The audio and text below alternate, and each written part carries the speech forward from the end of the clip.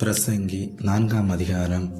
இதற்கு பின்பு நான் சூரியனுக்கு கீழே செய்யப்படும் கொடுமைகளை எல்லாம் சிந்தித்து பார்த்தேன். இதோ, ஒடுக்கப்பட்டவர்களின் கண்ணீரை கண்டேன். அவர்களை தேற்றுவாரில்லை. ஒடுக்குகிறவர்கள் பட்சத்தில் பலம் இருந்தது, அப்படி இருந்தும் தேற்றுவாரில்லை. ஆதலால் இன்னும் உயிரோடிருந்து பிழைக்கிறவர்களை பார்க்கிலும் முன்னமே காலஞ்சென்று மரித்தவர்களையே பாக்கியவான்கள் என்றேன். இவ்விரு திருத்தாருடைய நிலைமையை பார்க்கிலும் இன்னும் பிரமாதவனுடைய நிலைமையை வாசி. அவன் சூரியனுக்கு கீழே செய்யப்படும் துர்ச்செய்கைகளை காணவில்லையே. மனுஷன் படும் எல்லா பிரயாசமும் பயன்படும் எல்லா கிரியையும் அயலானுடைய பொறாமைக்கு ஏதுவாய் இருக்கிறதை நான் கண்டேன். இதுவும் மாயையும் மனதுக்கு சஞ்சலவுமாயிருக்கிறது.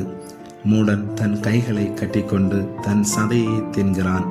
வருத்தத்தோடும் மன சஞ்சலத்தோடும் 2 கைப்பிடியும் நிறைய கொண்டிருப்பதை பார்க்கிலும் அமைச்சலோடு 1 கைப்பிடி நிறைய கொண்டிருப்பதே நலம்.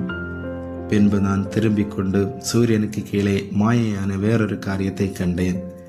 ஒருவன் ஒண்டிக்காரனாயிருக்கிறான். அவனுக்கு உடனாளியும் இல்லை, அவனுக்கு பிள்ளையும் சகோதரனும் இல்லை. அப்படி இருந்தும் அவன் படும் பிரயாசத்துக்கு முடிவில்லை. அவன் கண் ஐஸ்வர்யத்தால் திருப்தி ஆகிறதும் இல்லை. நான் ஒரு நன்மையையும் அனுபவியாமல் யாருக்காக பிரயாசப்படுகிறேன் என்று அவன் சிந்திக்கிறதும் இல்லை.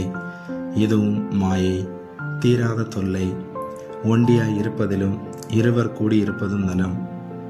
அவர்களுடைய பிரயாசத்தினால் அவர்களுக்கு நல்ல பலன் உண்டாகும். ஒருவன் விழுந்தால் அவன் உடனாளி அவனை தூக்கி விடுவான். ஒண்டியாயிருந்து விழுகிறவனுக்கோ ஐயோ, அவனை தூக்கிவிட துணை இல்லையே. 2 பேராய் படுத்து கொண்டிருந்தால் அவர்களுக்கு சூடுண்டாகும். ஒண்டியாய் இருக்கிறவனுக்கு சூடுண்டாவது எப்படி? ஒருவனை யாதொருவன் மேற்கொள்ள வந்தால் இருவரும் அவனுக்கு எதிர்த்து நிற்கலாம். முட்புரி நூல் சீக்கிரமாய் அறாது.